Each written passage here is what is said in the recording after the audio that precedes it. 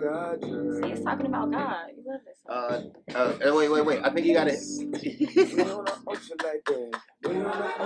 Look, got the choir there for you too. Yeah. Yo, what's happening, man? You already know what it is. This Twice Talk, and we are listeners supported by 91.5 The Rebel, HD2, Las Vegas, the broadcast service of UNLV. And of course, I'm always accompanied by the miraculous Oak. How you doing today? I'm feeling very melancholy-esque. Melancholy-esque. I'm on my Darius Love Hall right now. Oh, is that I'm right? feeling real melancholy. Oh. I don't know how to say it. So you're golden, the golden oak. Darius Love Hall. Well, if you guys didn't notice, we got the infamous from state to state, city to city, DJ Valet here today. He's here to bless the studio, man. How you doing? And I'm blessed. Oh, man. Highly favored. How you doing, brother? Man, I'm great, man. I appreciate you for coming through, man. Appreciate you for having me, man. Thank you guys for having me. Love. So, if you guys didn't know, Valet is a master of words, has many different professions. We're going to try and get into a few of them today. And one of the professions that you do, which is DJing. So how is that? How's that treating you, man? Do you enjoy it? Do you does it get on your nerves sometimes? Man, what's the treat? It's an ongoing learning process. Yeah. It's changes very quickly, very rapidly. The industry. Right. What do you mean? DJing changes? As far as right now, one of the biggest things is technology. You know, as far as the programs, the controllers, the software, things like that.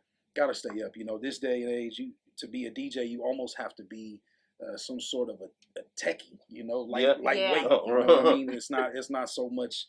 The two turntables and the mixer. And your vinyl. Were you DJing back then? Yes. Oh yes. Oh yeah. Could you spin it a little bit? You know what? It was so hard. I couldn't afford a pair of real Techniques. So any turntable from and I might be showing my age here a little bit. The turntables on the top of the TV on the console. I used to mess Grandma Needle up all the time. All the time. So you was doing it without supervision. My mom was buying me albums, and I had old Houdini albums, Salt and Pepper, LL Cool J. Oh, okay. We need an LL rapper right now. We need somebody to love women at this moment. That's what you want. You want to rap about love. Why don't you start rapping about love? I'm not a rapper. You can write. You rap gifts. That's what I rap gifts. But it wasn't that long ago that people were spinning on turntables, right? No. I believe Serato was introduced in like 2003 and really caught a wave around 2005. Okay. And then that's when it went digital. Yeah, that's when it went digital. MP3s kind of took over. Yeah. And then radio stations started, adopting the software. Okay. And kind of, putting their libraries on ice. Right. But yeah, it's been around. I would say about a good 15 years, almost 15 years now. So do you only DJ like gigs? Do you DJ like at the radio station, or are you producing? What other things do you do? Well, it all started with producing. To be honest, yeah, I'm a drummer, so I play the drums. Nice. And that's where it started, and then then DJing was just. It just like I don't know. It's hip hop raised me. So I was breakdancing. I was DJing. I was DJing, breakdancing. Writing on walls where I wasn't supposed to be. Things like that. Creative, graffiti. Yeah, those are the three elements. You know what I mean? So hip hop raised me. So that's exactly where it started. What kind of tracks did you produce? What kind of beats? I was a studio manager for Big Face Entertainment for 3 years.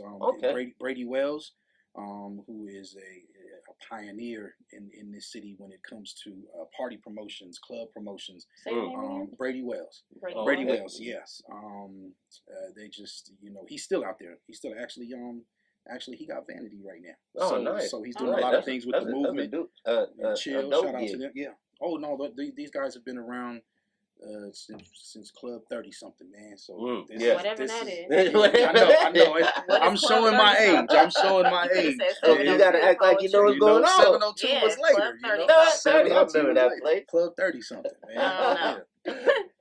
So with the whole radio thing, he was asking you, did you DJ at radio stations? Yes, DJ'd at the I started my first time in a radio station or on, live, spinning on air, was with DJ Nepo, who started Street Buzz Radio with WeTheBuzz.com. Yeah. So I got my start over there, and it was just kind of like I wanted to do a show. I had a show called Homegrown Hip Hop before Street Buzz. Before DJ Head in LA had Homegrown Hip Hop. Yeah. We had it. And, you had it at Street Buzz. We had it at Street Buzz Radio here in Las Vegas. We just didn't. I guess we just weren't persistent enough, and we was just a little ahead of our time. And Nepo gave me the opportunity to come and start a Wednesday night show, and I did a weekly show, and I interviewed local artists. Mr. Finley. I mean, everybody that's anybody came through, and I interviewed them on Wednesday. That's dope. Anybody That's from dope. the landlord to Fats. Euros, everybody came through. Oh yeah, and I interviewed them, and it was a good time. It was a good time. Okay, we had a good time on those Wednesday nights. So you were speaking about making your beats and everything like that. I didn't really get a clear picture of what kind of beats it you was make. It's all hip hop, all hip like hop, some R&B, gangster rap. I mean, at that time it was like R&B. At that time it was I want to say from 1999 to 2004. I was a studio manager for Brady Wells, and I had a number of artists there. I got 7 albums that we produced. I engineered. I lived in the studio at the time. So with all kinds of hip hop. All kinds. That's cool. All kinds. What was your favorite to produce? I would say, as far as genre of music, or my favorite artist that I worked with, it went at that time. Give us your favorite artist. Okay, well at that time, Muggsy, my boy Muggsy. Yeah. Very, very talented. At that time, Muggsy was 16 years old, and he was murdering people. Murdering people. Murder. It was. You ever gotten like any beat battles or anything like that? No, back then they just weren't. They weren't around. It wasn't as popular. Back then it still cost. It cost a lot of money to get it to make music. Nowadays it don't cost that much money. So everybody's a producer. Everybody's making beats. Everybody. You call it what you want. It's more access. I'm gonna hype something up, man. Yeah, I'm gonna hype it up and go ahead and get you a beat battle with somebody. Come on, we're gonna make. Well, that's what I got my little brother for. Shout out to DJ Chemo. He was with the 100 Tribune crew. They made a lot of trap music, and they was that EDM trap. They was playing big festivals. Oh, nice. Shout out to Devo. It just, these guys were making some great strides. You know what I mean? And so my brother has spent money and more time on it back then. Yeah. Well, this is recently, as far as my little brother goes, as far as Chemo goes. But he grew up watching me live in the studio. So that's where you got that ethic from. That's it. I came home, slept, showered, right back to the studio. Boom. Right back to the studio. Sometimes I didn't come home. Sometimes I slept at the studio. Oh, okay. So that's work for real. That became. Man, that's super dope. So after Street Buzz Radio, what was after that? What did you do radio after that? Yes, after Street Buzz Radio. Well, after Street Buzz Radio, there was a gap. There was a gap where I went back to the clubs. Back to the the weekly residencies here and there, picking up parties, corporate gigs, wherever get in where you can fit in. As far as a DJ, it's all about your hustle. Yeah. And I'm just thankful and fortunate enough that at my age I can still solidify my position on the field. Yeah. You know what I mean? Because there's so many DJs that are coming up. So I'm just thankful that I built the relationships and built the network. And then on the back end or on the flop side of that, I come through and I do my job. You know what I mean? I come through and I do my job. So perform. Yeah, exactly. Yeah. And actually, do what I'm supposed to do. Yeah, Exactly. Instead of just playing music. That's live. That's live. So go ahead. No, you go. So what I wanted to ask was, you spoke about growth and like the industry starting to grow, and just like Las Vegas, it's starting to grow. Would you say that for the betterment of the community, would it be beneficial for a major record label to come out here, or for a homegrown record label to sprout up and rise and control the industry? I get this. That's a great question. That's a great question. And I'm glad to answer it on this platform. because maybe it'll help somebody, Yeah. help some people out there. I talk about the local music, the local Vegas music scene all the time. We have to understand the Vegas culture. We are a headlining culture. Yeah, for sure. This isn't. Now, go ahead. saying that Go says ahead. that Vegas has culture, even though people will argue that it doesn't. No, I'm about to tell you what our culture is. Okay. Because I think people they get it twisted. I agree that Vegas has culture. Me too. Me too. And our culture is a headlining culture, meaning there's no gray area. You're either somebody or you're nobody. So there's no gray area. The industry tightens. This is the playground. Vegas is the playground. Yeah, for sure. So just like in elementary, there's a designated area. The playground ain't in the classroom. Right. It ain't in the lunchroom. You get what I'm saying? Sometimes. It's not. It's sometimes. Yeah, exactly. Yeah. I could tell who had detention. I was on that too. I couldn't. Yeah, I couldn't. Sometimes I couldn't. Y'all was decide. Yeah. Yeah. Sometimes recess didn't stop when you went in the building. No, right. I get it. But my thing is that this Vegas is the playground.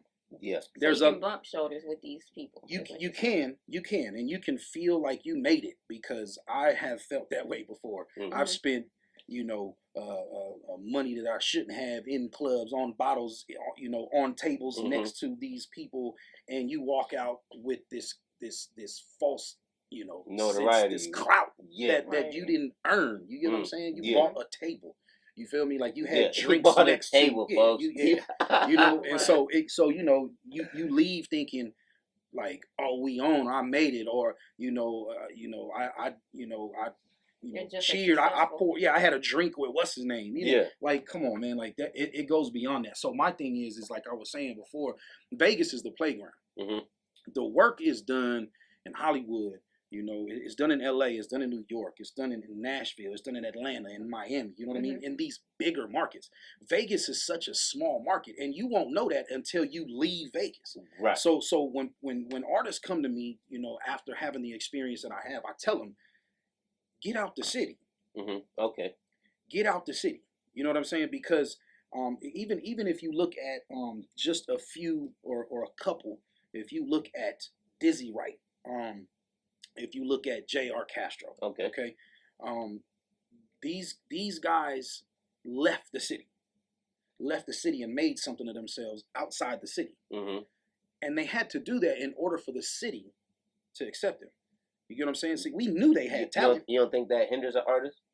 What to leave the city and not control the city, opposed to it has nothing to do with it. I mean, look at Neo. Anybody remember Neo before he blew up here in Vegas? Did anybody remember? His mom put a gang of dookie braids in my hair. You remember that? Yeah. But remember you get what I'm That's saying? Great point. You get what I mean? Neo didn't become Neo until he left the city, and then the city went, oh, he's from Vegas. Right. You get what I'm saying? Well, he was here the whole time. Right. You get what I mean? So people cry all day long on Facebook and Twitter, and there's no support, and if you these guys, these three gentlemen that I just mentioned, none of them, I repeat, none of them didn't cry and complain about local support. Yeah. You get what I'm saying? Because they understood. I told J.R. Castro was my cousin. I told J.R. Castro in 2007. He called me 2:00 in the morning one night, and he was just so happy. He got on the phone and he said, "Cuz I just got out the studio with Fabulous." With Fabo. Oh, that's you feel me? Cool. This in 2007. Yeah. I said, "That's what's up, cuz. Keep it pushing. I said, "Listen, if I see you in the city, it means you ain't working. Get out the city. Get out the city, man. The work ain't done." So as far as the label goes, I'm sorry to cut you off, but as far as the label goes, I feel it would just keep everybody still familiar and in the comfort zone. If a label came here, they really wouldn't leave. You know what I'm saying? And go experience other markets, other culture. They really wouldn't leave. They'd be like, yo, my label's here.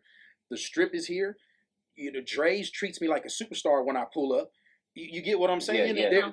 They get so comfortable. So if Universal came out here, and it's just it's too small of a market. Yeah. Okay. Vegas is too small of a market. If you have a buzz here, cool. You get what I'm saying? But you can't have a buzz in Vegas and they don't know you in Barstow. Right. That's a hop, skip, and a jump. Right. You know what I mean? To be a mainstream artist. Right. Exactly. So you gotta create a buzz in a bigger market that is actually relevant. Okay. Yep. Vegas isn't a relevant market. Okay. I'm sorry. It's not. So you know what I mean? And so they try to make it. You get what I'm saying? So you got these mad rappers and these mad producers trying to change Vegas's culture when they need to just understand that for over 50 years we've been a headlining culture. So no, I don't want to book you. You get what I'm saying? Because you ain't nobody. Well, think about it like this. The way Atlanta came on is just because all the local support. Everybody, fed into one another. They supported one another, pushed each other out. And Vegas really doesn't have that kind of culture, opposed to, or that unity, opposed to Atlanta. But so you kind of saying I'm saying, and here's my thing: they could come together, but guess what they're gonna have to do once they unify? They still gotta leave. Still gotta, yeah, for sure. You still gotta leave. You know what I'm saying? I don't want to leave though. So then I'm not saying that I'm okay with it, but it's too uncomfortable. It's uncomfortable. They realize that but they're nobody. Growth doesn't come until you're uncomfortable. So get comfortable being uncomfortable. That was a good one. What I'm saying? Get comfortable being uncomfortable. You know what I'm saying? You'll grow. So after Street Buzz Radio, was it HB Radio? HB Radio came along. HB Radio came along earlier this year. HB Radio's been out a little over a year though before I got there. Shout out to HB and to Heartbreaker. And he started it in his bedroom. Just automation. Oh yeah. And built it up. Built a great network, great following. A lot of hits. I think he was averaging 100,000 hits to his site. From something that birthed in his bedroom. You know what I'm saying? And so exactly, that's love right there. You know what I mean? Great. It's an accomplishment. Right. He wanted to kind of take it to that next level, and my brother Chemo linked up with him, and HB was like, "Where's Valet?" You know what I'm saying? Yeah, for sure. Like, I want Valet. Gotta get the keys. So we linked up. We linked up, and my role was program director. And I walked in, and to be honest, that's what I wanted. Because I feel like I guess it's a good thing to me that at my age, at my experience, it's time. There's times you just have to. You have to learn how to adapt and evolve as a DJ. Now, I can get in the booth and still spin whatever the next DJ. We all got the same library. You know what I mean? We all got the same music. Yeah. So it's just timing. You know what I'm saying? Exactly. No. Timing is ingenious. You know what I mean? And so what I ended up doing was I'm in a position to where I've been doing it so long that I kind of like being at home on Saturday nights sometimes. You know what I mean, with my kids. And you know what I mean. Yeah. I'm slowing down a little bit to the point to where went over there as program director. I went over there as program director to be able to be the coach. I coached for many years. I coached football for many years. I was good at it, and I adopted a lot of the work ethic over there, and that's what I thank God for football.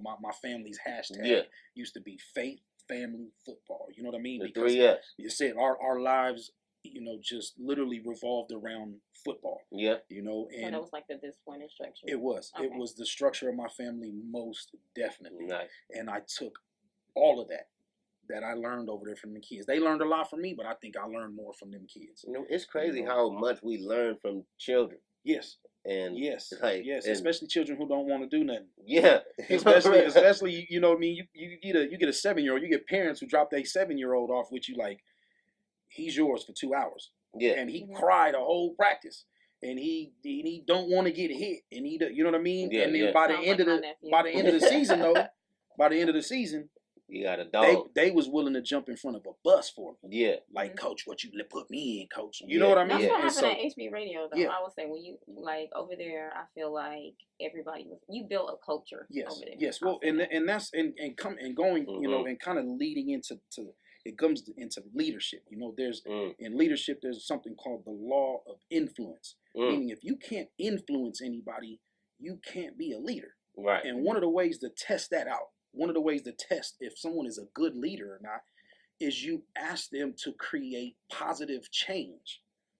Managers, you get what I'm saying? Because managers can manage the direction. You feel me? You give somebody a direction, they can manage the direction. They can keep things going, the process, the protocol, the structure. Okay, we're going this way. Everything's got to be this way. But if you ask someone who isn't a leader to change direction, to change course, that's kind of that throws them off. If they're not a leader, you know what I mean? If they have a hard time influencing people, they're not going to be able to create that change of direction. Exactly. So it's the law of influence. It's the law. It's called the law of influence. You know what I mean? And it's all, you know, this ain't nothing that I made up. You know what I mean? I read too. Like, criminal. Sure. I read. You know, that's all. No, that's one of my favorite lines from Boys in the Hood. That's one of my lines from Boys in the Hood. When Q said, "Yeah, I do read. I ain't no criminal." You know? So, do you think there's a you know what I'm talking about? There's a difference between being a leader and being a boss? I feel like that was thrown around a lot at HB Radio and things like that. So I want to know what people meant when they said that. You know, again, man, you know, because I know you're not at HB Radio anymore. Yes, I've recently departed, and you know, no bad blood, you know. No, that's just there's just the law of the lid again. You know, the law of influence, the law of the lid. The law of there's a bunch of them. There's 21 of them. I'm reading a book right now by John Maxwell in my leadership class. It's called The 21 Irrefutable Laws of Leadership by John Maxwell. If you have never read anything by John Maxwell, man, go pick it up, man. God-fearing man. Most of his principles. Yes. I'm actually reading that right now. Yes. Yeah, you're reading right 21 now. Irrefutable Laws of Leadership? Right now. He's a beast, you know. And you know, there's tons of nuggets in there. You know what I mean? And you can read a chapter 3 times and get 3 different revelations out of it. Every time you read. Yeah, exactly. So right now, the law of the lid is you know, you if you've ever seen the movie The Founder. Which is the McDonald's story. I got that red box. Did not watch it. Yeah, I'm a failure. You tripped. I'm a failure. You tripped. Dang, this is missed good out. too. You missed out. I didn't get a chance to see it. Is it a good movie? It's a great movie. It's a great movie. And the crazy thing is that I watched the movie first before I read the book, the 21 Irrefutable Laws of Leadership. They did reference that. And they referenced that in the first chapter. In the first chapter. Yeah. So, and it was crazy because I watched the movie. I watched the movie. I watched the movie, and literally the first chapter they mentioned the Founder, and it's in Ray Kroc. You know, spoiler alert. You know, Ray Kroc is the guy who basically took McDonald's from the brothers. He took the idea from the brothers, and made McDonald's what it is today. But the brothers, you know, like I said, at the end of the movie, I was looking at Ray Kroc like a jerk. You know, I was like, this dude's a jerk. Let me ask you this dude stole it. Tell me why, though. Tell me why you felt like that. Because, what happened? Offended. I was offended for them. You were offended for the brothers. I was offended for the brothers. Because he stole. Because he took, he took their idea, you know, and they built it. They came up with the model, you know. But what I didn't understand until I read 21 Irrefutable Laws of Leadership is that the brothers in McDonald's, the brothers who founded McDonald's, they weren't leaders.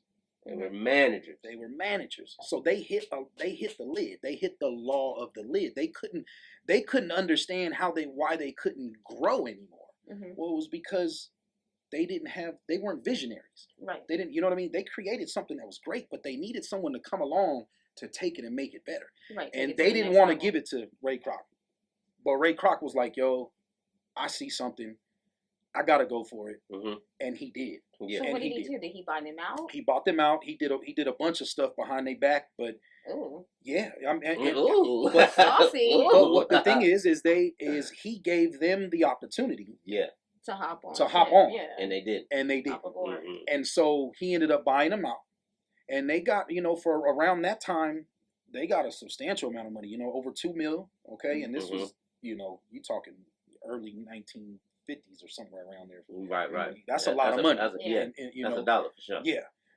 But what they, but if they would have just jumped on board, and if they would have just recognized Ray Kroc's leadership abilities and his vision, and saw his vision, they would have fed their family for generations to come. You get what I'm saying? Now, like I said, they got paid, but they didn't get wealthy. They didn't get nowhere near what they would have got if they would have jumped on board, recognized this man's leadership abilities, and put him in front.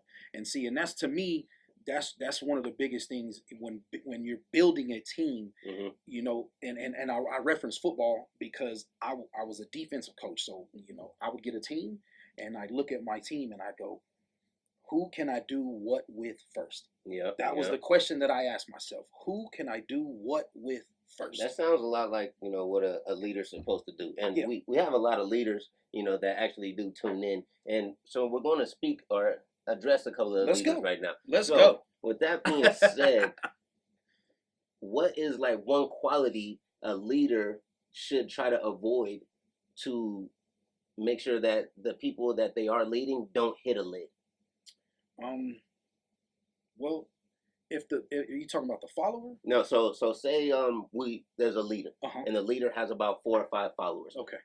What kind of qualities should the leader not do or not have in order to make sure that their followers continue to grow? Yes. Ego is huge. Yeah. Ego is huge. And I would say offense. Offense. Explain. And can you explain both of them? Yeah, definitely. Offense. Well, your ego. We know egos are dream killers. I got my own definition of ego and a definition of self-esteem. Like a lot of people kind of take those to be one and the same, which I believe they're different. Yeah. So what do you mean? What do you think he's saying when he says ego? Well, in this situation, correct me if I'm wrong. Yeah. Okay, so ego from myself is your self-belief, your belief in yourself. Okay. And the difference within self-esteem would be your self-talk. That's your self-esteem, how you talk to yourself in like different situations. But your ego, not confidence. Ego is more like confidence. Right. Okay. It's just kind of don't ego sound like a bad word though? It does. You know what I mean? Like me, confidence ego is like egos. being like vain. It's like, oh, I and did that's, this. And that's I'm only gonna do it. I don't want anyone to help me because if I allow someone to help me do something, then I can't say that I did it by myself. Okay. Think about this. And she got a point too. Does Kobe have self-esteem or does he have an ego?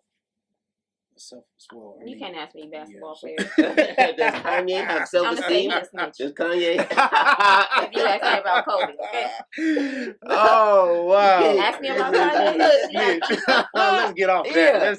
Kanye has passion. Okay. Let's move on. Does Kanye have self-esteem or does he have ego? Let's move on. He said Kobe's a snitch. Yeah. Well, I'll go back to offense because I can definitely explain offense.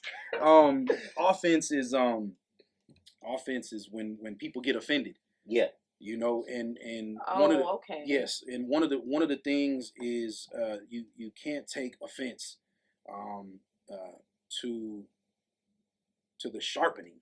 You get what I'm saying? From your leader. That's it. Iron sharpens iron, and so the reason why and I don't mean to get biblical or anything like that, but I believe the reason why iron sharpens iron, I believe why they reference iron is because iron is dead. Iron doesn't have no feeling. There's no heartbeat in iron. You get what I'm saying? Okay. So let's say the show here, Twice Talk. See, in order to take Twice Talk to the next level, you gotta be dead to this.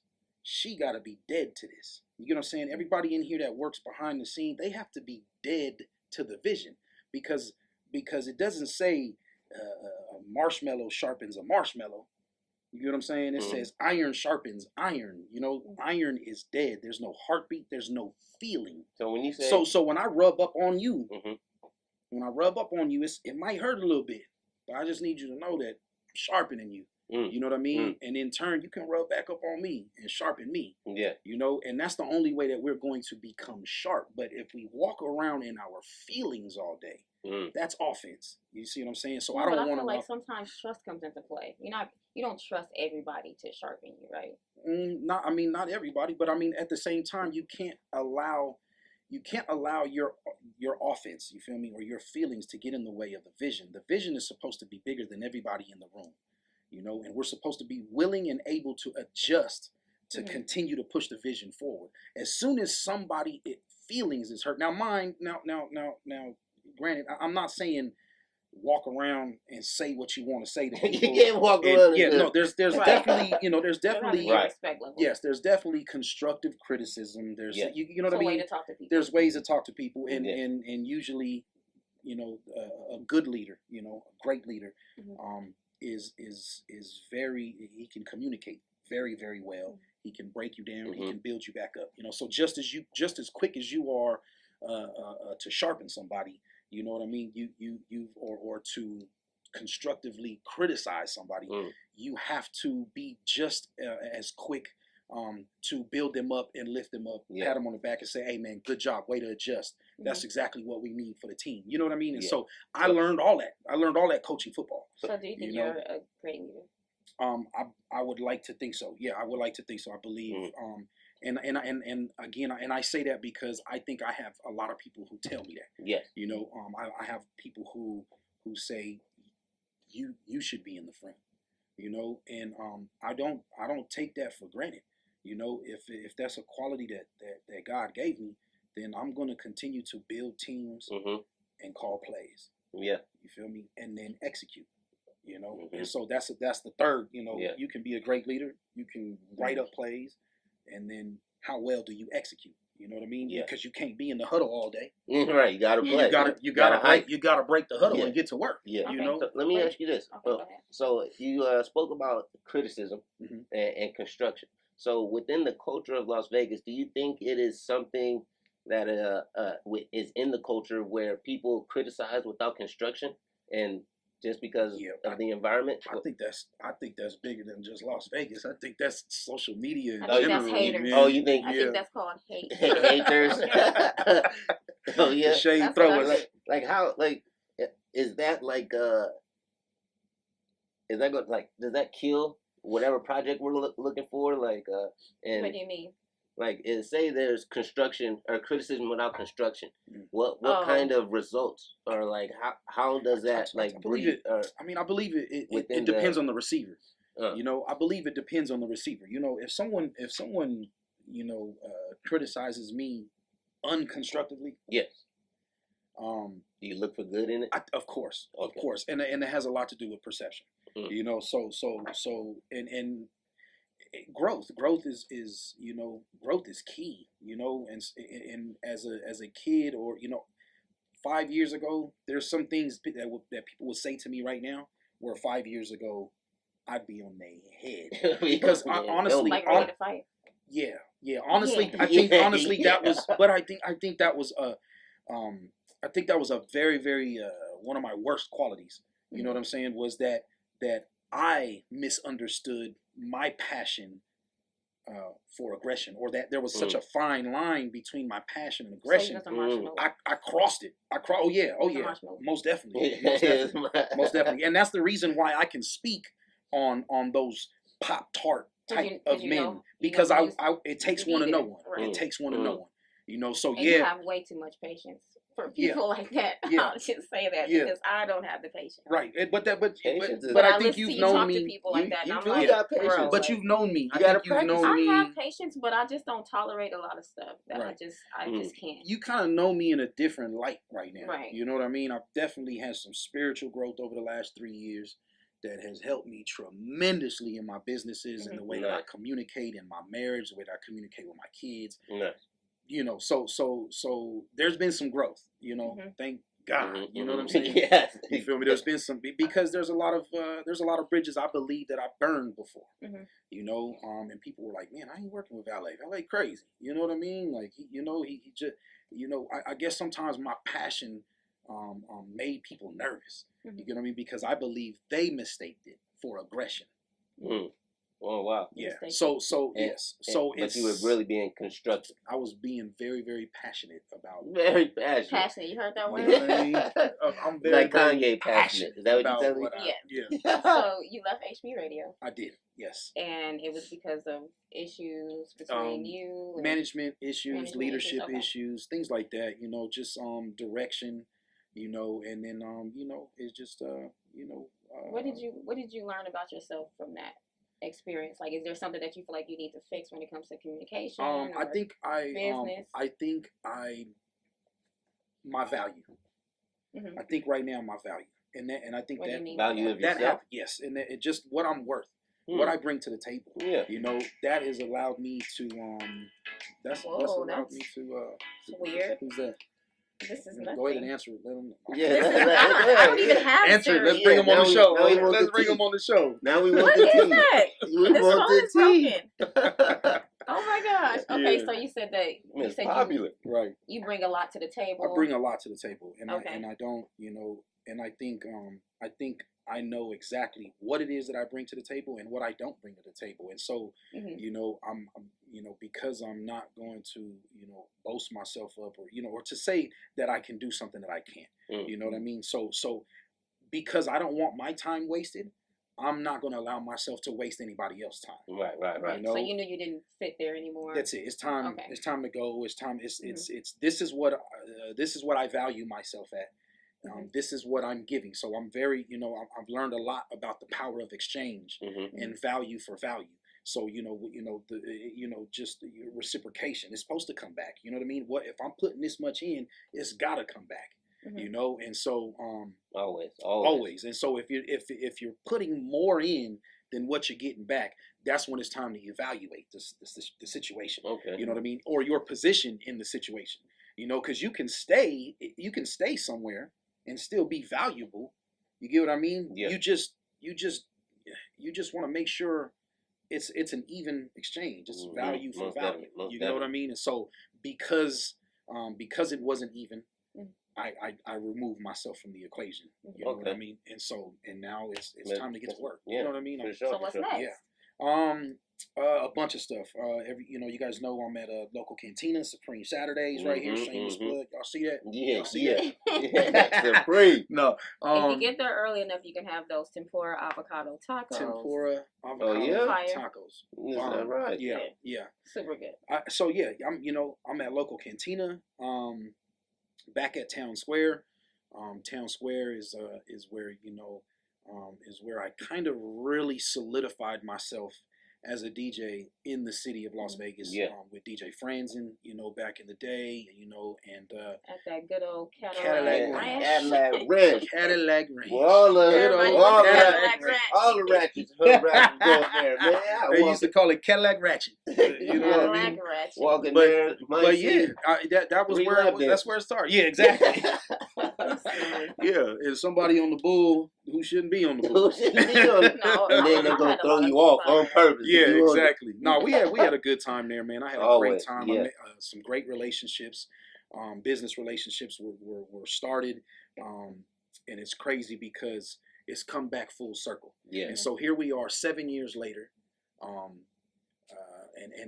I just linked up with Ski Stachowski, who used to do all the UFC events at Cadillac Ranch back in the day. Oh, okay. I just got out of a meeting before I came in here, man. Shout out to Ski, Impact Syndicate, man, the whole UFC. Anyway, this man's the director of UFC Radio. Okay. Tons of UFC plugs, connections, and we have just linked back up. So you can expect UFC events, autograph signings from all the MMA guys. Oh, yeah? Yeah, we're going to bring it right back home to Town Square, right at local cantina. Yeah. And it's crazy because, like I said, 7 years ago, our friendship began 7 years ago in August, coming up next month. And, nice. and the number 7 Did Facebook represents complete. No. Yeah. But you know, the number 7 represents complete. Yeah. And the number 8 represents new beginnings.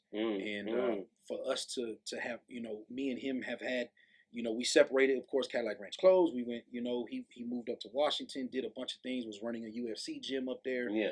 Tons of stuff. You know, our lives just kind of went their own separate ways. We went through what we went through. We came back, and you know, we came back, and we're on this new spiritual path, and I just feel that you know, God don't make no mistakes, and we on His time, and I'm looking forward to what we're about to do. You know what I mean? He's got a ton of NFL connections. We're going to turn Local Cantina into the you know, the home of the silver and black.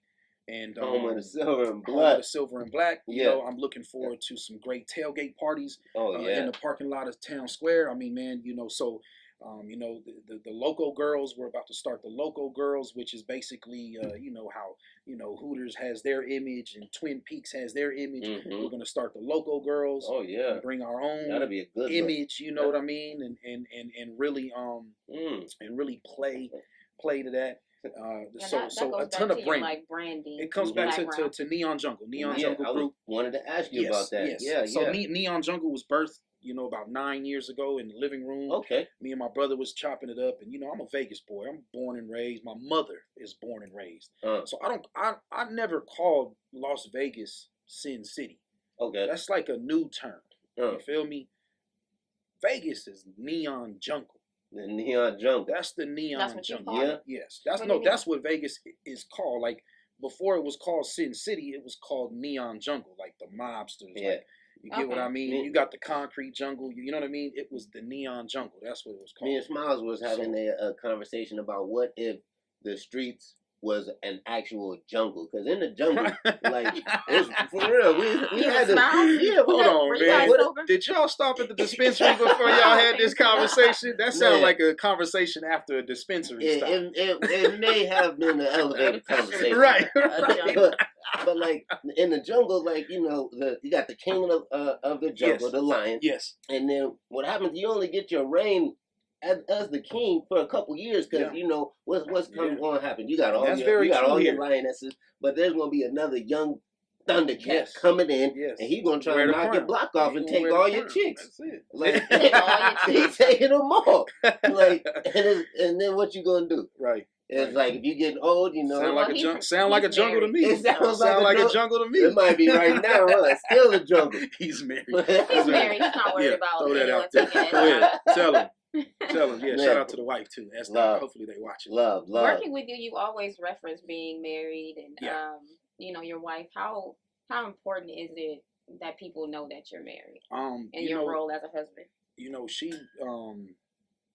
I don't think I'm a very or I used to be a very self-destructive person. Self-destructive. Yeah, very self-destructive. You destroy yourself? Yeah.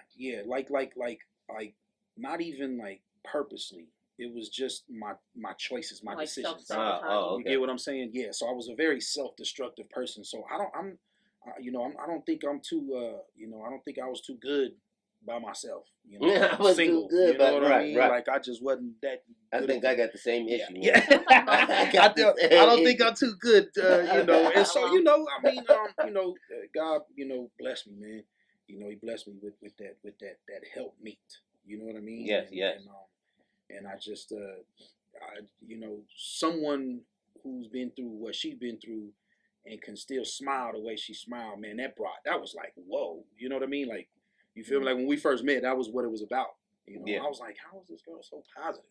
Like, I need some of that. You know, I need that light in my life. Yes. You know? And so, and that's what she was, man. You know, and I ain't changed overnight. You know what I mean? It took years. Right. I didn't change overnight. I was still in the streets, you know, still a knucklehead and doing wrong stuff and hanging with wrong people. Yeah. You know, but I believe she seen something. Mm-hmm. You know, I believe she saw something, and so who I am today, you know what I mean? She you know, as far as like God in my life and things like that, my children, you know, it's just they bring me that, man. Yeah. You know, they bring me that. They kind of balance me out. You know what I'm saying? Yeah. Like, literally, they balance me out. So I didn't have you know, I've been a father since I was 15 years old. Oh, right. Yeah. So yeah, it did. Yeah, I didn't change overnight. It took, you know, over a decade to really, you know, try to get my head right. But my family is very, very important to me. I grew up in a big family. Yeah. The Castro family. You know what I mean? I'm a Castro. No. We grew up in Northtown, over there behind Community College, 004. Oh, you might be cousins with Oak from the north. Probably. Shine in Civic Center, you know. He cousins with everybody. Yeah, he cousins with everybody. He cousins with everybody. Trust. Yeah. So this is a shot out of the cannon. Oh yeah. Go ahead. What would be your like analysis or your personal opinion on why millennials are always single, even though they're obsessed with being in love, but yeah, at the same time they always say, oh, you know, I don't want to catch feelings for anybody, catching flights, not feelings, or even like when the women say silly stuff like, oh yeah, I'm gonna be single forever, like just things like that. Like, what would be your personal opinion of why that? I think it's crazy you say this, man, because I just posted something yesterday. You had commented on something I posted yesterday about the single woman or whatever, man. Can you speak up on? You know, my fault. So my thing is I just feel that I think we're these days that, you know, the kids or the millennials, the young adults, you know, they come from a generation of if it's broken, throw it away and buy something new. And I come from a generation to where if it's broke, fix it. So that mentality, I like that. Yeah, it carries over. You get what I'm saying? Like, I was just talking to my mother the other day. She had to go get some dental work. Okay, follow me. She had to go get some dental work. Okay, and what she said, she's got a filling on one side of her mouth, right? That lasted 20 years. But the filling that she just got like 2-3 years ago is already starting to crack and come out. Oh wow. So they're building things nowadays that don't to even break. They're not even building things to last. Yeah. You get what I'm saying? They want it to break. You know, I mean, you know, think about the concrete company that built a bridge 100 years ago. So they built this bridge. They constructed it. They laid the concrete, and it's good for 100 years. That mean if that's the last bridge to build in the world, they not working for another 100 years. I got one for you. Think about the tire industry. Okay. If we can make a suit that can withstand 200 degrees Fahrenheit above and under, but we can't make an indestructible tire. Right. That don't make no sense. It makes no sense. So it makes zero sense. So what's going on is they're making tires that wear down to make sure. So you can buy them again. Correct. You know what I mean? So, you know, so it's that mentality. You know what I mean? It's that we could get a lot deeper into that, but yeah, we could. Like, but that's kind of simple. Like exactly. But it's broke, exactly. Throw it away. So when it's a relationship though, when it's a relationship. Being cool. I mean, all of that, you know. Being cool is a problem. Being too cool. I have to blame hip hop real fast. Yeah, you want to blame it on hip hop, but see, hip hop was the same way. You get what I mean? Like hip hop was the same way in the 80s and 90s.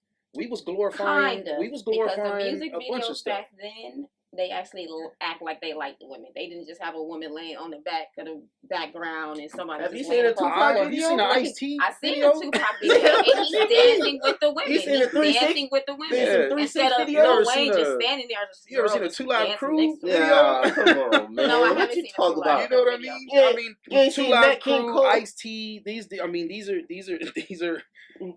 are people from my generation that were, you know, considered like very, very raunchy, which is the normal now. You know, Uncle Luke still liked the women that he was telling to bounce it to the ground. You sure? Yes. He was right there with him like this. Who is telling you this? Who's telling you this? Who told her that? You didn't see Matt King Cole pouring champagne all on the broad? No, I didn't see that. Yeah, he was singing to her. Ooh, yeah. Dripping on down. Uncle Luke really liked him. most rappers, I'm gonna say majority of rappers are not saying that they like women. You can hear Kendrick Lamar saying that, but they're you can all. hear But J. I'll Cole be honest. sometimes, even though he's misogynistic. But they're lying. They're lying. What do you mean they're lying? They Yeah. lying. They lying because they're feeding into what the people want to hear. So they don't like women. Because behind the scenes, They love them. man, they trying to Get find 'em all. they trying to find the one that's trustworthy and that they Exactly, you get what I mean? and that's what I'm saying. Yeah. But they're putting out this mantra of forget women, no Mhm. love, catch no feelings, all that Yeah. stuff. Yeah. But I mean, rappers You back want then they were saying they D'Angelo don't to come like back, huh? You want whores. D'Angelo to come back? No, I Brown want somebody Sugar? like LL to come back. You know? Oh, yeah? It's like I don't gotta have nice things, but I can still get you. LL was married the whole Well, time. you know why That's LL cool. don't I'm got a just talking job about now, the right? music. I'm talking about That's the why music. he's solving crimes. He's solving crime. That's right. LL See, still all, has a career. all period. rappers get old and become cops on TV shows. Yeah, That's because what they are. love too many women. That's why. Yeah, that's what T.I. is about to do. So you feel me? Oh Because man. they like women. Yeah. No, because they showing too much women. I remember I told you the second way to lose somebody's respect is to always be available. Second way. So guess Okay. what? Being available, showing her that, oh yeah, you're this, you're that. Guess she gonna say, I want some adventure in my life. You always gotta blame women. Yes. It's the women that's the problem. Yes. I think it's the men. They are the creators. I We think know it's the you men. think it's the men. I think it's the men. The reason why I say The that. whole town. knows Right, that the you whole think town, it's- everybody, The whole everybody town know doesn't you know think that. it's us. I think it's the men because y'all are supposed to be the leaders. Yes. If y'all supposed to be the leaders, Yes. how But you the gonna women- blame the women? but the women Because set they're the not standard. trying to The follow. women set the standard. Women are trying to be You feel me? Women set masculine. the standard? The women set the standard Okay. because we're men. We're men, man. We're men. does that mean? That Hands means around? you supposed to make us. You supposed to make us dive deep for that pearl. You get what I'm saying? Like Okay, we not. I agree with You that. feel me? We not What? supposed to. We not. You're not supposed to give it up so easy. And men are not going to I think buy the that's cow one if the issue. milk is free. That's one issue, And then because y'all like getting the milk for free too, though. We sure do. And y'all And glorify, I like the y'all cookies. glorify getting the milk for free. And if Milk it and keep cookies. coming for free, we ain't buying that cow. Right. You know what I'm saying? We're not finna buy that cow. So I don't it's appreciate you know, comparing women to cats. we need no, we need to just keep the standard up. The women keep the standard up, man. The men will follow, man. You know, I honestly, man, the statistics, man, with that is crazy. The statistics What you mean? of the men and not as far as like no commitment or or not in the household. You know what I mean? Especially with the children and things like, oh my God, man, the statistics on that are mind blowing. What's the one? What you mean, What's the statistics most on men surprising? not being in the home? The most surprising is the amount of money that it costs the country for consequences of households without the father or without the man. Oh man. Yeah, it's simultaneously That's a whole keeps nother people show. rich. Wow. That's It a whole nother simultaneously show. keeps people rich. That's a at the whole same nother show. time. Wow. I'll be honest with you. It is crazy when you really look at all this. Because I thought like 3 or 4 questions right there. Yeah. No, it's crazy. Oh, wow. It's really That's crazy. not a whole nother show. Yeah. That's Yeah. We have time to talk about this. yeah. No, yeah. What do you mean that's a whole Oh, nother said, show? hold up. You just opened a can. Yeah. Worms. Because people like to say that everyone's going broke because they're taking care of single moms. I think that's what you're getting at. You're saying No. that the country is paying for. No. What are you saying? And honestly, it's the exact opposite. It's the kids. It's what the kids are going through. It's what the kids coming through fatherless homes. Yeah, the kids coming from fatherless homes. Okay. That's the issue. Yeah, the money going out to take care of the problems that arise in the children's lives from a fatherless home. Okay. Yeah, it has nothing to do with the moms, to be quite honest. Okay. wow. Yeah. And I don't have those statistics with me, but boy, y'all invite me again. I promise you, I'll come in here loaded, Yeah, I'm gonna need to know where you locked get and them loaded Yeah, with I those need to statistics. know. I'm gonna need to know where you got them from. Yeah, What city? it's amazing. What year? Yeah, no, it's amazing. All of that. Yeah. All right, so we got a couple more questions Let's for go. you, man, Come on. before we got to get up out of here. And I wanted to ask you a couple questions, or a question about consciousness. Okay. And so there's been a lot of cliche words or phrases that's been thrown around throughout our lives and throughout society. And as our consciousness level arises, what kind of phrases did you find that were once being said as gold or standard to live by, and now that we are seeing them as something that is not false, or excuse me, not true. Yeah. Hold on, I didn't follow that question. Yeah, I did kind of It was A a to whole Z bunch to of, back to B. Yeah, hold on. So Basically a phrase. yeah, what's a phrase that society would say years ago that is false now? Okay. So like the world is flat. One of mine. Sure.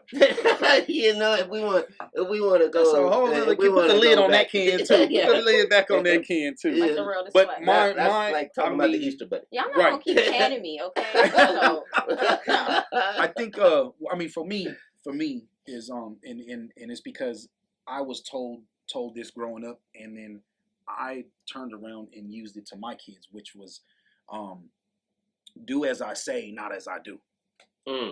That was something that was real big growing up. That was said to me, and then I've heard it several times myself. And then I turned around and said it to my kids. Yeah, and then I found out that the only way to lead is by example. Okay, that's the only way. You know, so you can't, live by them double standards. Yeah. I can't just tell you what to do. I have to show you. Yeah, I have to show you what, a textbook can That's tell powerful. you what to do. You know what I mean? But until that textbook, grows some feet and get up and walk it out. Yeah, You get what I'm saying? Yeah. So you have to see an example. And so I think that's a phrase that I grew up hearing, and then in turn used to tell my kids. And now I got some new understanding, and I understand that I gotta lead by example. I can't tell my kids not to drink and not to smoke this and act like this and listen to this, and then you do it, and then I go do it. You right. know what I mean? So and these are things that I'm, like I said, man. These are things that I'm constantly growing in my faith, and and my spirit, man, is growing and getting stronger, and as that happens, these things start to they don't have a stronghold like they used to. On me anymore. So, that ego is gone. I'm just trying to lead by example. Man, you know what I mean? I'm just trying to show you. You know what I mean? Like, look, love, pay man. attention. You That's watching? love I'm right gonna there. show you. You know what I'm saying? That's Like, love. because I could talk to you. I'm a communicator. I could talk to you till I'm blue in the face. Yeah. Feel me? But if I don't walk it out, if I don't show you, it's a very low percentage, a possibility that you're gonna pick up what I'm putting down. You know what I mean? Right. So yeah, I'm just trying to walk it out, man. That's it. That's a good one. I'm just trying to walk it out. Yeah. Yeah, man. That's I like that one. For Do real, you have for a saying like that? Oh yeah. Well, that was false. That's false now. Oh yeah. Give us one. I've mentioned this before, and I'm gonna I have one too. continue. Let's hear yours. No, go. You've Go heard next. you've heard mine. Go next. You don't. Oh, now you want to be king. Now you want to be. Make your mind up, bro. Right. Go. So mine is, you don't mix business with family. They've always told us that. Yeah, over and over again. Yet, once again, if you look at the richest people in the world, they are families. So obviously, did they listen to that? Yeah. The reason why they are telling us that, so that we don't do business among one another, and then we go do business with them, so we can get the riches and they get the wealth. That's a good one, because I watched my uncles and my father open businesses and restaurants, and I come from a family of butchers, meat cutters and things like that. So I watched them open their own poultry wholesale stuff, businesses, and I watched them all fail. And I believe it's because the lack of understanding. Yeah. You know what I'm saying? And so, and that's, again, not to get biblical again, you know what I mean? But, continue. Yeah, the word says that my people will perish, you know what I mean? For lack of understanding, you know what I mean? Without vision and things like that. So there's a lot of principles that the men in my family failed to live by, and because they didn't live by those principles, the outcome is failure. Yeah, and so maybe these rich, mega rich, wealthy families, these generational wealthy families, maybe they're practicing principles. You get what I'm saying? Maybe they're practicing principles. Yeah, maybe they're practicing principles. That's dope right there. And we're not. Yeah. So, let's get it right, folks. We know which one. And I mean, in my, you know, yeah, Hey, that's hilarious. You know, and we gotta, you know, we gotta definitely, you know, we have to educate ourselves. Correct. We gotta educate ourselves. You feel me? But then, you know, there comes a point in time, you know, that, you know, right now the hashtag to the conscious people is stay woke. I hate that phrase. Me too. You know why? Because most of the people that's woke, they still in the bed. They still in the bed. You feel me? So yeah. So there is a such thing as being awake in bed. You feel me? Right. I've woken up and just sat in bed, jumped on my phone. Yeah. That's the stay woke generation right now. You get what I mean? They got to get the feet moving. You got to get out the bed. You feel me? It's cool to be woke. It's cool to be awakened. It's cool to have the knowledge. But if the works ain't there, Yeah. man, see, you know, it's stuff there.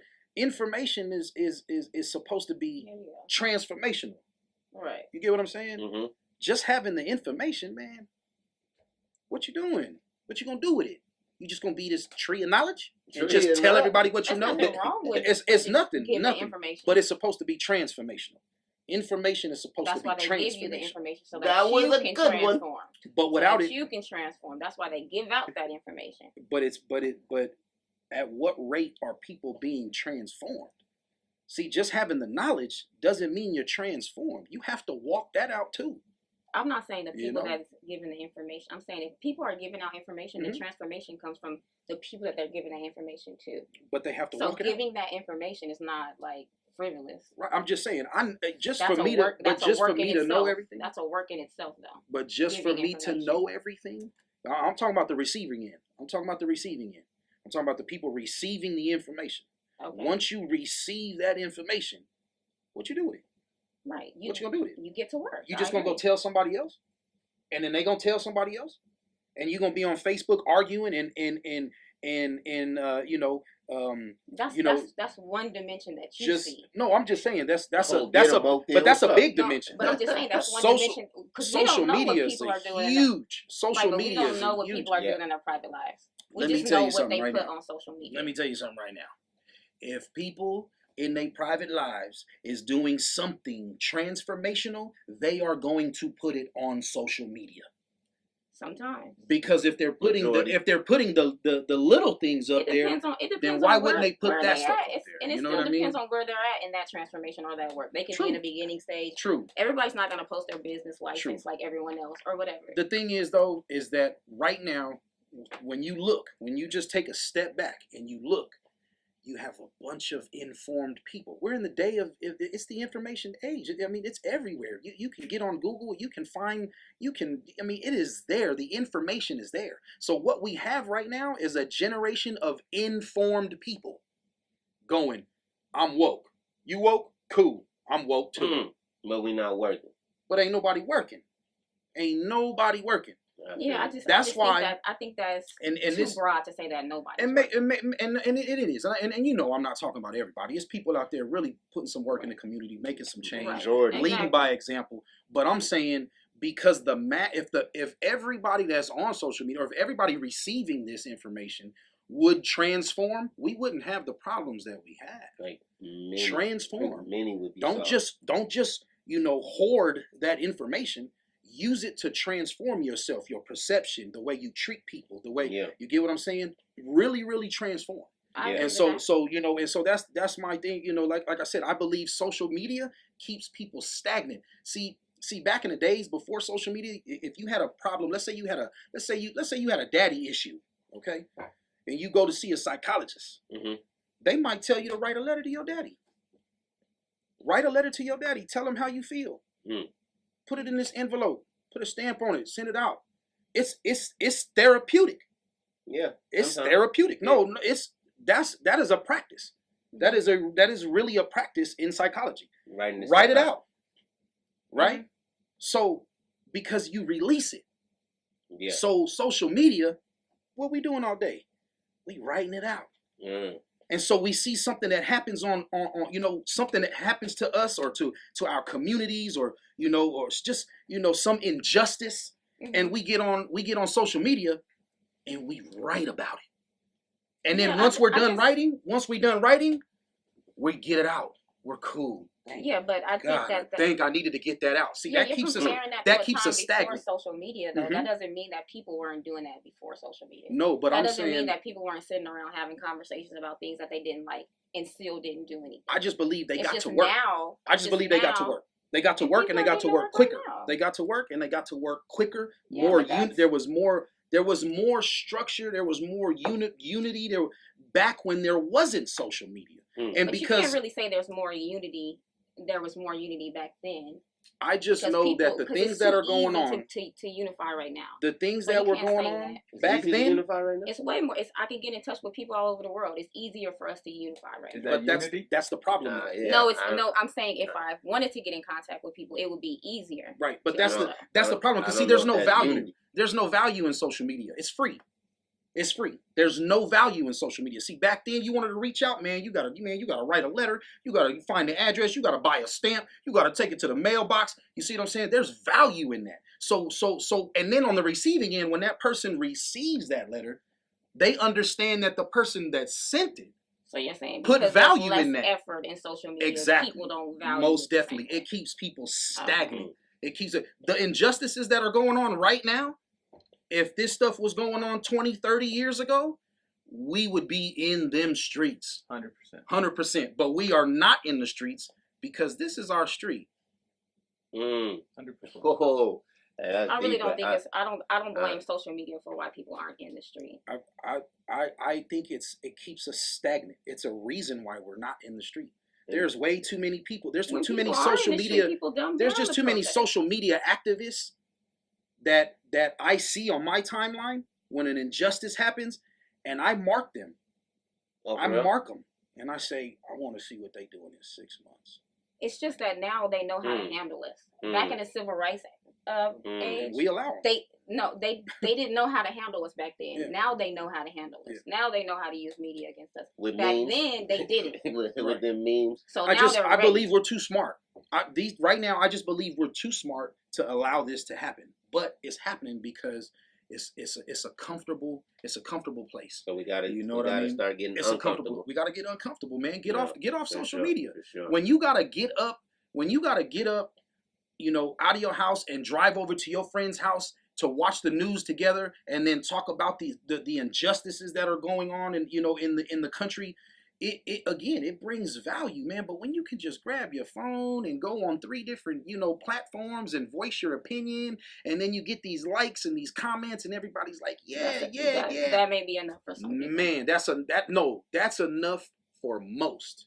That is enough for most. And what it's When gonna you say take, most, you mean like 98, I mean- 95%. what I mean for most is that enough of us to keep us on the couch and to keep us immobile and to keep any movement from really, really starting. Yeah. You get what I'm saying? I had a conversation with But see, I with think- someone about this about I the think whole. I think it's easy to just target social media though, because when you think about things like that, sometimes people relate success to how successful other Black people are.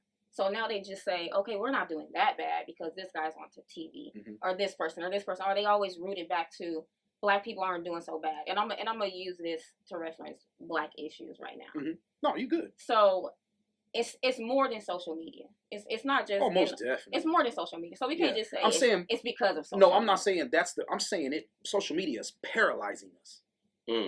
And I social really think media that it's more of paralyzes us. You know what I mean? Would Because it you could put a flyer Media up. in general? Yeah, you could put a flyer up right now and be like, yo, meet us over here. We're gonna rally. We're gonna do this and we're gonna do that, man. And people like, comment. They want to go, but they don't. You get what I'm saying? And then when they go, you have people like you or other people that say, what are these protests doing? Right. What is that for? See, back in the So day, they're constantly being criticized. You're constantly being a spectacle. Well, so back in the people day, don't want to do things. Back in the day, how they get the word out, man? They went, they went to the neighborhood. They knocked on the door. They shook hands and kissed babies like they was running for mayor. You know what I'm saying? Like you gotta. Most definitely. To building relationships. Most definitely. And I had this conversation with one of my friends about how immobile we are right now. And how if social media, thank God social media wasn't around in the 60s. Because it might have kept everybody on the couch. No. Man, that's crazy. I disagree with that. I do because They the took to the 60s, streets. the quick. 60s just let people prepare for how to deal with us. That's what the 60s did. So now they know how to handle things like They protests. immobilized. They immobilized the minorities for real. They keeping us on the couch. You know what I mean? And we're with allowing false ideas, more than social media. Man, social media, whatever it may be, they are paralyzing us. You feel me? With these little gadgets that we got in our hands. I agree. I'm about putting in the work. Straight up. I'm about putting in the work. So, what was your phrase? Oh, about what was false then? Mine is eating animal protein.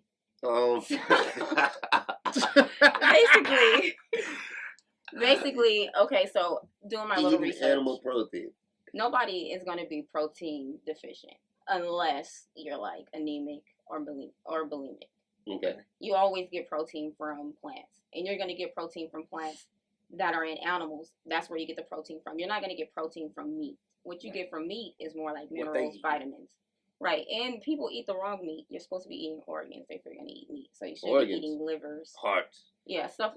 I don't know. Can you Savage eat chicken? mode. Yeah, you can eat chicken heart, right? As he's on his vegan journey. Yeah. But that's one of the false ideas that you need animal protein to live when you really don't. All the protein you get is from plants, regardless if you're getting it from meat or not.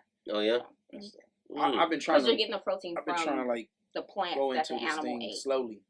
And all of our huge, massive animals eat plants. They're plant eaters. So eat plants, y'all. Eat plants, y'all. Eat plants. No. Eat plants. Eat I'm meat. I'm like, it's been tough. I get these crazy headaches. Yeah. You know what I mean? I get these crazy headaches, man, and they don't go away It's until a withdrawal. It's withdrawing. It's a withdrawal. Yeah. Did you go through and that? I don't get headaches. I don't know. I didn't transition. I just stopped. I watched What the Health. Yeah, you see that information you got, and it transformed and I was like, you. Whoa. That's why you need that information. I can't do that. I gotta you gotta walk it out. Wow. But I know plenty of people who watch these documentaries. And they don't do anything. That's them. You get what I'm saying? Right. Like Slim. Yeah. I'm looking at y'all right now like, y'all food is my food. It's my food. More for me. Move. Get out of line. Hey. So, we got any final thoughts today, Valet? Nah, man. Thank y'all for having me. Man, I love love the platform. I love what you guys are doing over here, man. We appreciate you coming, for real. Definitely. I appreciate it, man. Anytime you guys need me, man, let me know. Man, you dropped a bunch of gems. It's different. It's different being in this seat. You know what I mean? Because I'm usually in that seat. Right. You know what I mean? So it's definitely different than being in this seat. And this is different for us, too. Yeah, exactly. Yeah, going back and forth like that. Yeah, that's crazy. But I love it, man. Love what you guys doing over here, man. Thank you. Twice. Appreciate it, super man. love, man. Yeah, super love. Definitely. Oh, you got any final thoughts today? My final thoughts are, when we talk to people from different generations, I'm going to say you from a different generation. Yeah. They do say the same thing, like, we need to do more and things like that. But I think that moving forward, we also have to believe in our generation to be more innovative than what we think the past thinks we need to do. So some new stuff. So with that being said, moving forward, I think we have to accept information and also be, walk it out, as you say. Walk it out. Take action. Walk it out. Right. Run with it. Yeah. You know what I mean? Love. Yeah. You know, what I got to say today, my final thoughts is going to be on leadership, man. Because we got a lot of leaders out here, some leaders that don't know that they're leaders, and they have an amazing influence on the people around them. So make sure you influence the people around you for the greater good. Amen. For the greater good, man. Yeah. And what else I need for y'all to do is go ahead and show some good times, some love, to go over to OverTheTopLv.com. Man, because if you're looking for the stars behind the bright lights of Las Vegas, you don't got to look no further. No. You got the poets, the painters, the artists, the community leaders. Anybody that's doing anything that's great in Las Vegas, we want to highlight them and tell them that they are amazing. We appreciate y'all for bringing the culture back to the community. Yeah. And remember, if everybody in the world thought twice, it'll be a better place. Love, baby.